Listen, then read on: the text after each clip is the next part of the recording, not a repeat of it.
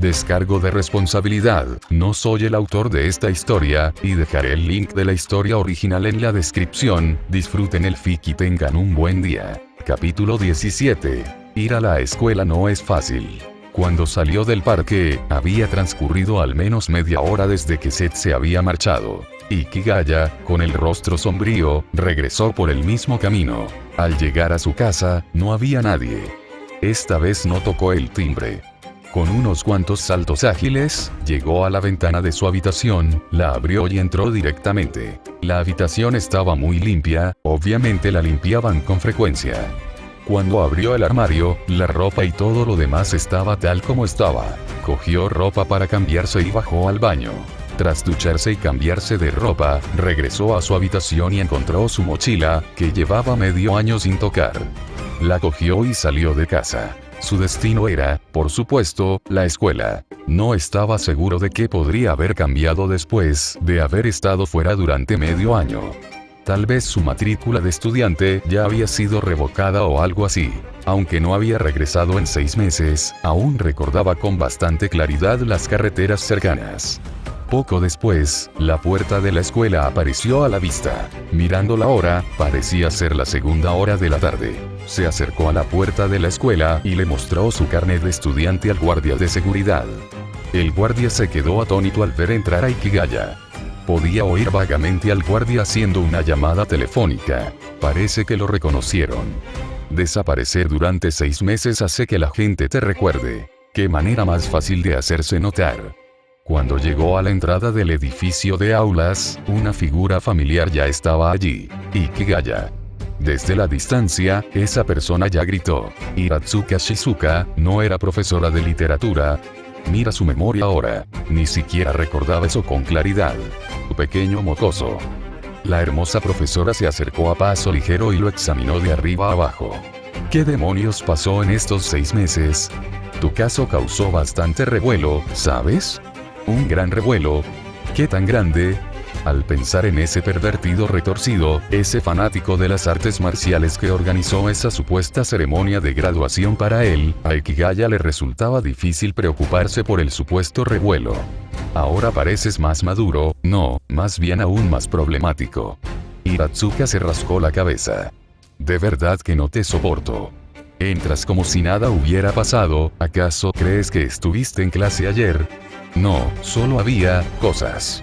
Hikigaya se dio cuenta de que tal vez no debería haber venido. No fue por cómo reaccionaron los demás, sino porque ya no sabía cómo hablar con la gente de aquí. Si hubiera sido el de antes, tal vez habría soltado un comentario sarcástico o intentado interactuar de forma incómoda. Pero ahora, simplemente no tenía energía para eso. Quizás fue porque acababa de descubrir lo loco que está realmente el mundo.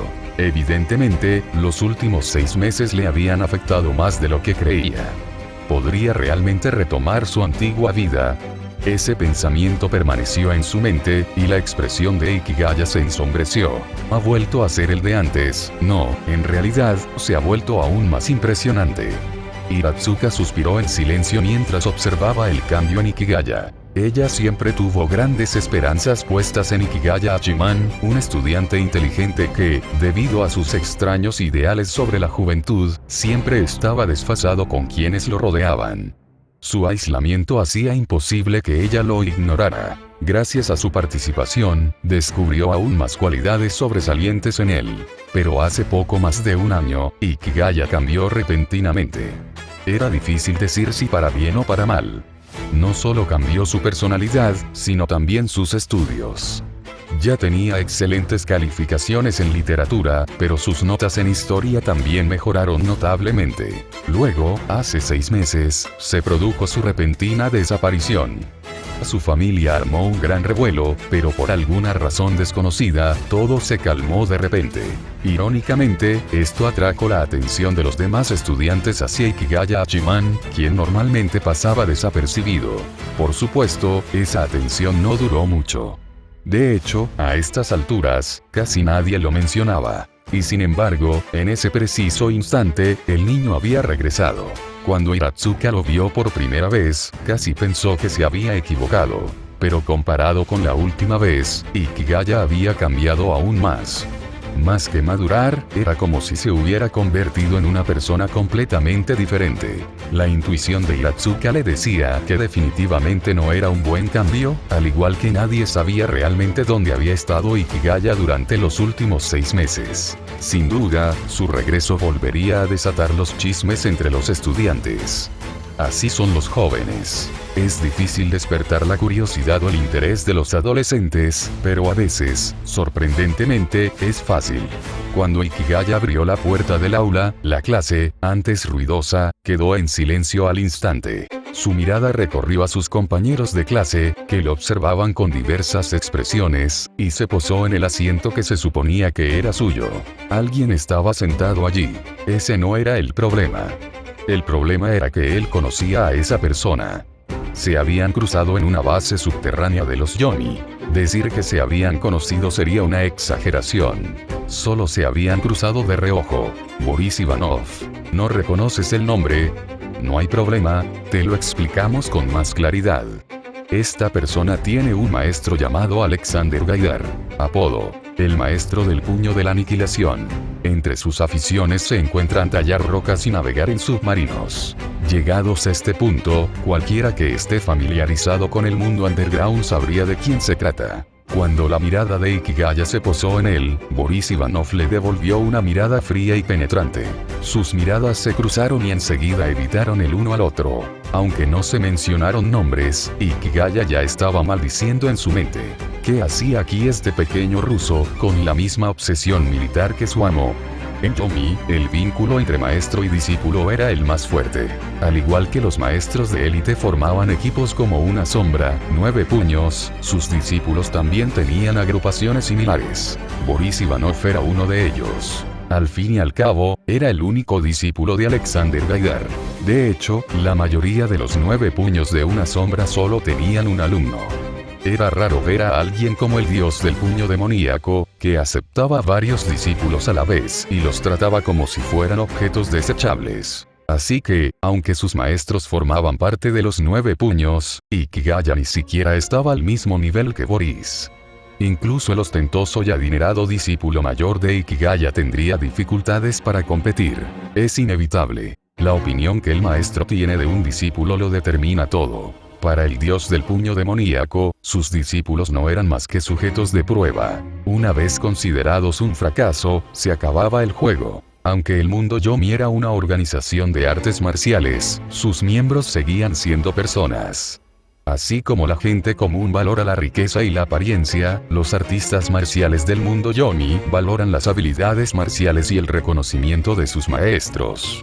Ambos aspectos eran igualmente importantes. El estatus de un discípulo dependía en gran medida del estatus de su maestro, y aún más, de cuánto lo valoraba el maestro. A menos que Ikigaya fuera excepcionalmente fuerte en artes marciales, y jamás podría compararse con Boris Ivanov. Pero eso era claramente imposible. Boris había seguido a Alexander Gaidar desde niño. Su experiencia en combate y sus habilidades marciales superaban con creces las de Ikigaya, llegando a ser la mitad de las de Japón. En serio, ni siquiera volver a la escuela podía ser tranquilo. ¿Qué demonios tenía esta escuela para atraer a una bestia como él? Capítulo 18. Cita nocturna. Sentado a la mesa del comedor en la sala de estar, Ikigaya masticaba lentamente su comida. El ajetreo del día parecía no haberle afectado en absoluto. Frente a él, Ikigaya Komachi no tenía nada de apetito y lucía una expresión como si tuviera algo que decir, pero se estuviera conteniendo. Se llenó de alegría al ver a su hermano durante el día e inmediatamente compartió la noticia con sus padres, quienes llevaban 6 meses de luto por la desaparición de su hijo. Pero pronto se dio cuenta de que las cosas no eran tan sencillas. Su hermano había cambiado por completo. Ahora estaba incluso más callado que antes. Ella había sido la única entusiasmada con el reencuentro. Él simplemente le dio una palmadita en la cabeza y le dijo: «Me alegra que estés bien». Eso no estuvo bien en absoluto. Era evidente que él no estaba bien. ¿Qué demonios había pasado? ¿Por qué no decía nada? No preguntes. Komachi escuchó la voz tranquila de su hermano al oído. Abrió mucho los ojos y miró a su alrededor, solo para ver la expresión de impotencia y ternura en los ojos de Ikigaya. Esa mirada la venció. siempre había sido así. Por muy retorcido o extraño que los demás consideraran a Ikigaya Hachiman, difícil de tratar y solitario, ella, como su hermana pequeña, siempre podía sentir su corazón sensible. Simplemente tenía miedo de hacerle daño. La única en quien podía confiar era en ella. Aunque nunca lo dijo, ella siempre había sido feliz por eso. No puedo decírtelo. Tampoco puedo decírselo a mamá ni a papá. ¿Entiendes? Ikigaya dejó el cuenco y los palillos y miró seriamente a Komachi. Darle vueltas a esto no te servirá de nada. Solo te traerá problemas. Probablemente no vuelva a pasar. Confía en mí. Era difícil creer palabras como esas, pero Komachi estaba dispuesto a creerlas. Porque el Ikigaya Hachiman del pasado nunca le había mentido a su familia. Así que ella creía que, pasara lo que pasara, ahora o en el futuro, él nunca lo haría. Komachi lo entiende. Se secó las lágrimas, animándose por dentro, y puso buena cara. Hablaré con mamá y papá. Hermano mayor tonto, siempre eres el mismo idiota. Confía en tu capaz hermanita.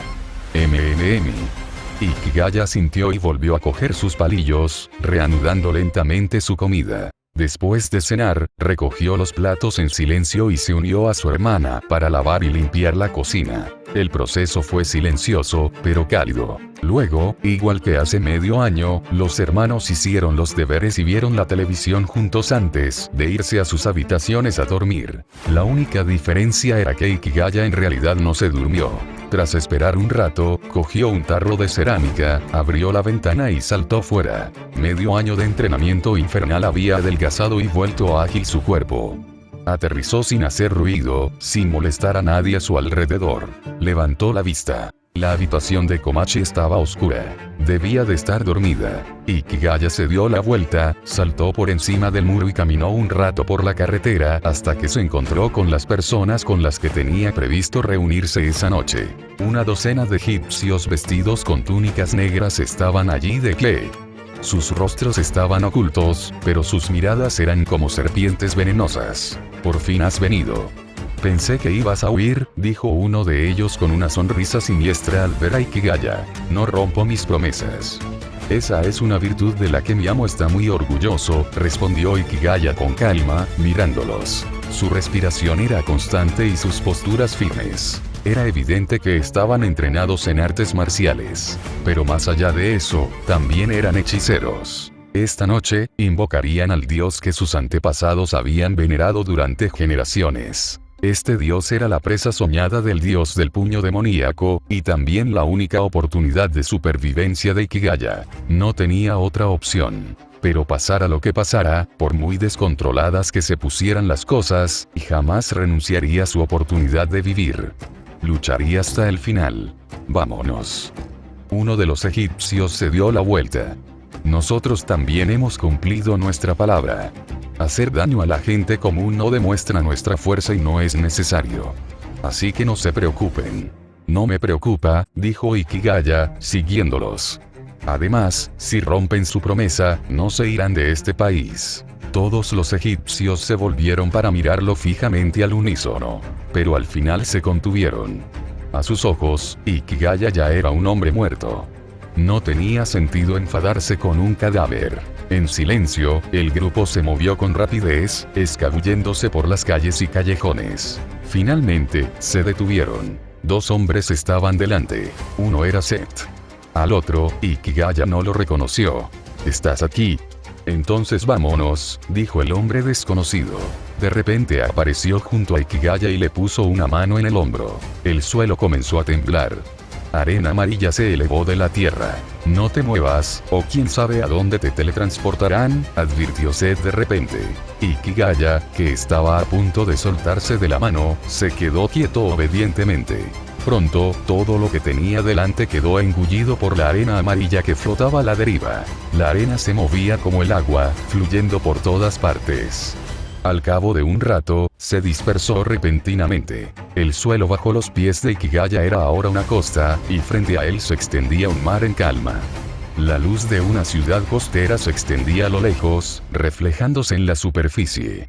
Las aguas, antes oscuras, brillaban con tenues destellos de colores. Ikigaya reconoció el lugar. Era la bahía de Tokio. Así que, aquí era donde planeaban invocar a Set. Según las antiguas creencias egipcias, Osiris representaba el río Nilo, Isis la tierra negra del delta y Set la sequedad abrasadora. Pero eso no significaba que consideraran que toda el agua pertenecía a Osiris. Los sacerdotes egipcios veían a Osiris como la personificación de la humedad, la fuente de la vida, el poder de la reproducción y la esencia del crecimiento.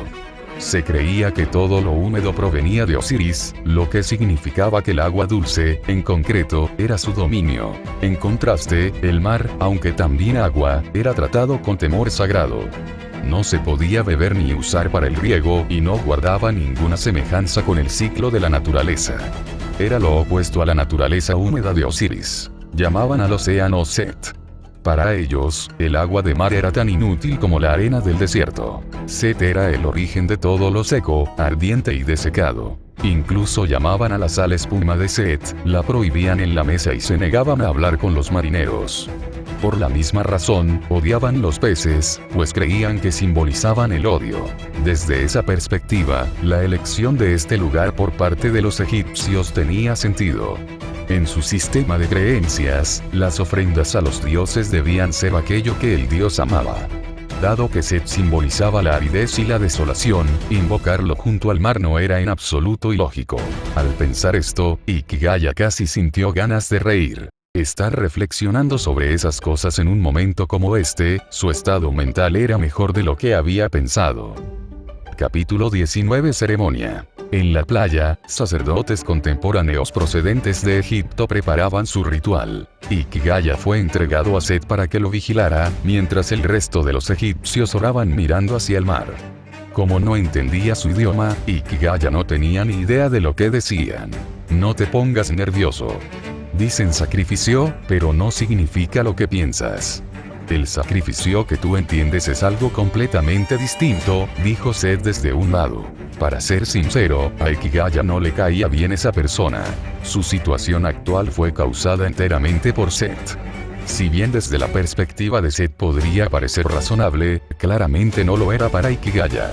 ¿Qué están diciendo?, preguntó Ikigaya tras un momento de reflexión. Dado que ahora no podía moverse con libertad, era necesario obtener información. Están invitando al dios Set, respondió Set con una sonrisa. ¿Invitar? Ikigaya estaba desconcertado.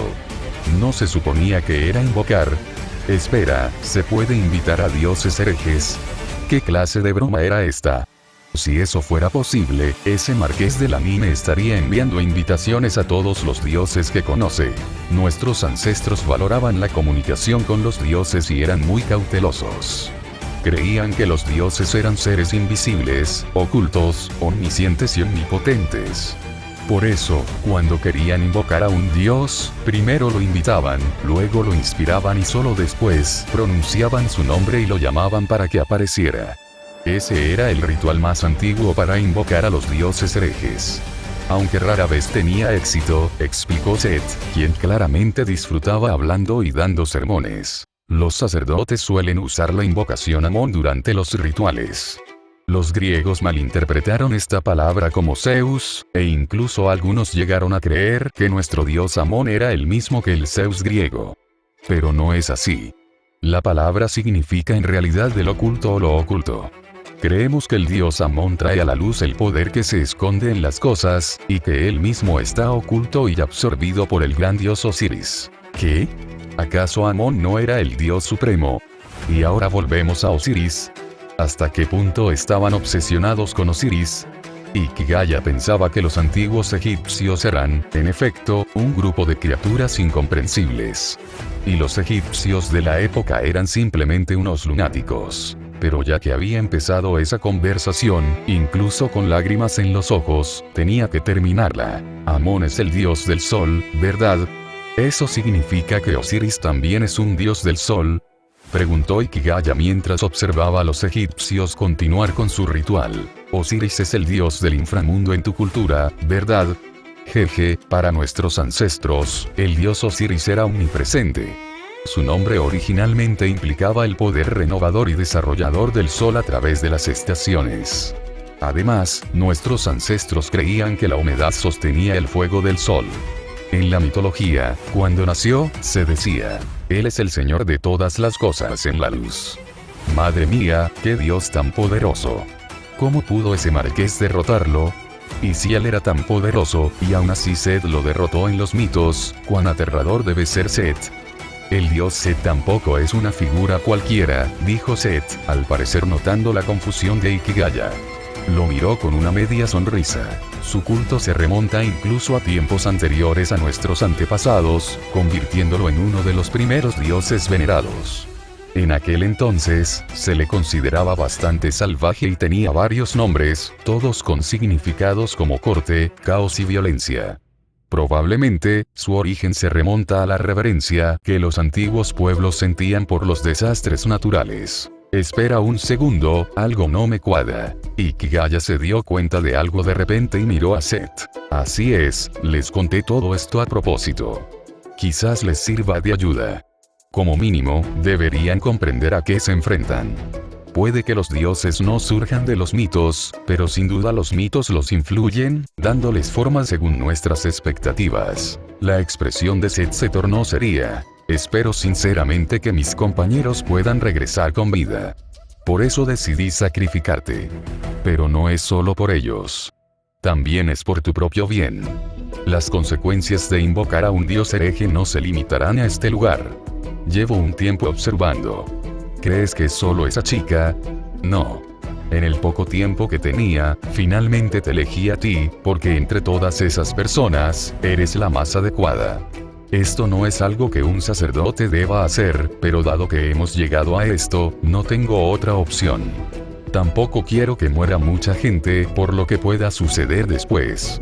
Hizo una pausa por un momento. ¿Quieres que continúe? En ese momento, Ikigaya solo tuvo un pensamiento. ¿De verdad las lágrimas de cocodrilo son tan entretenidas? Sinceramente, esto se podría haber resuelto fácilmente si Set se hubiera ocupado de sus propios compañeros, pero claramente evitó hacerlo. La idea implícita parecía ser, por muchos forasteros que mueran, no son tan importantes como la propia gente.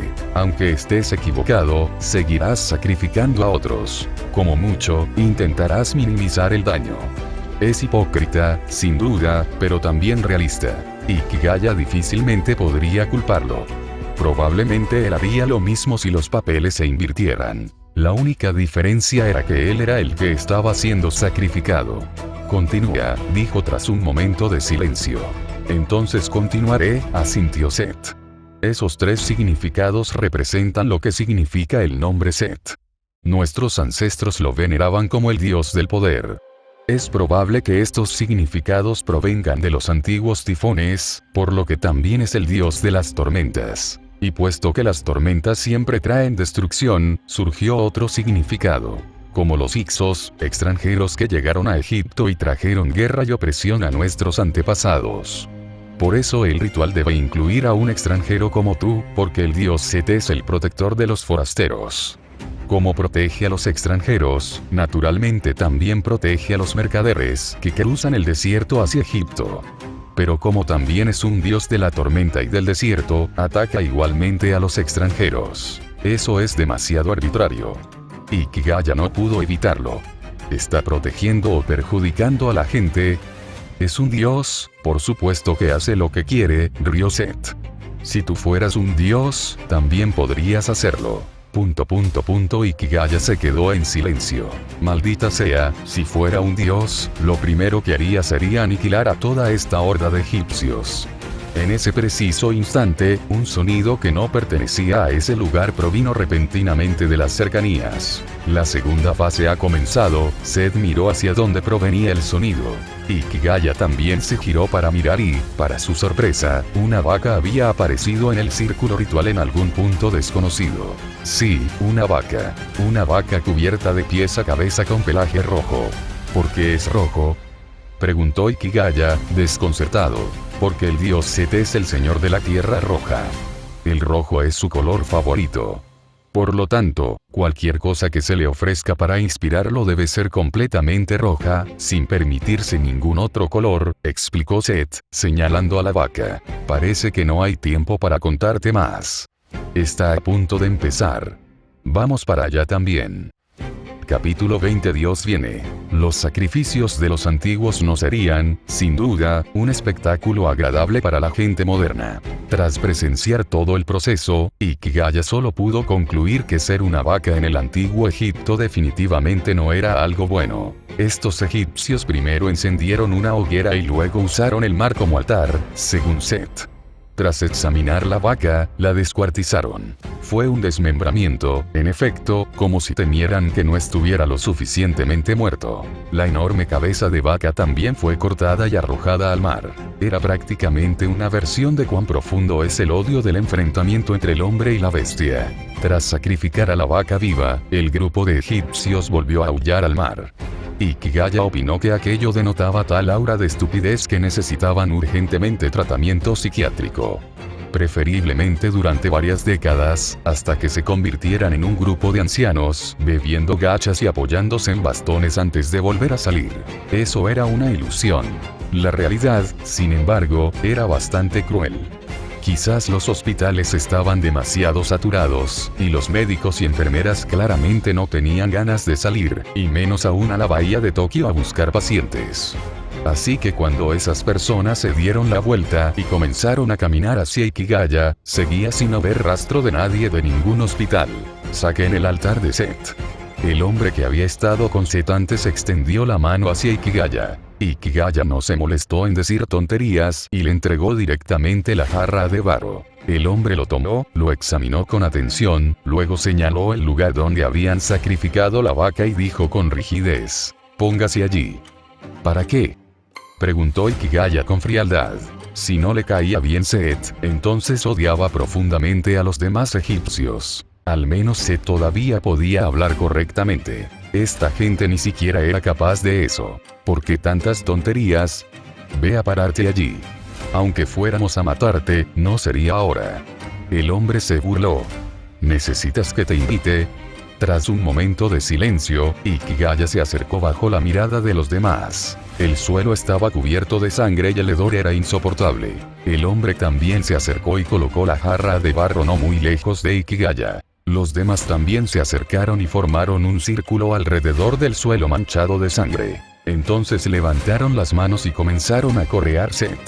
El hombre, sin embargo, no lo hizo. Murmuraba en un idioma que Ikigaya no podía entender. Probablemente algún tipo de conjuro. El tiempo transcurría lentamente. La costa permaneció en calma, sin cambios, solo un grupo de locos que seguían actuando como si nada. Pero había que admitir que la paciencia de estos locos era bastante impresionante. No se habían detenido ni una sola vez, y su tono tampoco había cambiado mucho. No, en realidad sí hubo un cambio. Sus voces se estaban volviendo más fuertes. Los cánticos del hombre también se volvieron un poco más urgentes. Set permaneció de pie a cierta distancia, en su antiguo sitio, pero su expresión era visible, compleja, llena de impotencia y un rastro de disgusto. En ese momento, Ikigaya tuvo de repente una sensación familiar, una que se había repetido innumerables veces en los últimos 6 meses. Miró a su alrededor y, de repente, sus pupilas se contrajeron. Una figura familiar apareció no muy lejos. Seda Genazad. El hombre conocido como el dios del puño demoníaco, que ahora llevaba una máscara grotesca que reflejaba plenamente sus gustos retorcidos, apareció en este lugar. Miró a Ikigaya, que estaba en el centro del ritual, y luego se giró para cruzar la mirada con Set. La expresión de Set permaneció tranquila, como si no estuviera sorprendido en absoluto. Ikigaya, sin embargo, miraba a este mentor nominal con sentimientos encontrados. Hasta el día de hoy, todavía no sabe por qué Silquat Genazad había accedido a enseñarle artes marciales y a protegerlo durante los últimos 6 meses. Si su objetivo era el dios hereje, no parecía tener nada que ver con Ikigaya. Sin embargo, en ese momento, absorto en esos pensamientos, Ikigaya no se percató de que el viento había comenzado a soplar a su alrededor. Pero los demás claramente lo sintieron. Los egipcios alzaron repentinamente la voz. Su entusiasmo se manifestaba claramente en sus cánticos. Los cánticos del hombre se aceleraron aún más. En ese momento, incluso Ikigaya, por lento que fuera, se dio cuenta de algo. El viento llegó rápidamente, pero el cambio fue aún más veloz. En poco tiempo, la brisa se había convertido en un fuerte viento, lo suficientemente fuerte como para volar un paraguas. Por supuesto, no lo suficientemente fuerte como para derribar a la gente, especialmente a estas personas que se encuentran en el centro del ritual, ni siquiera a Ikigaya. Pero el viento siguió aumentando y el mar comenzó a agitarse. Lo más extraño de todo era que la jarra de barro seguía firmemente en el suelo, completamente inmóvil. Y Ikigaya sintió de repente como si algo se estuviera filtrando del frasco y fluyendo hacia su cuerpo.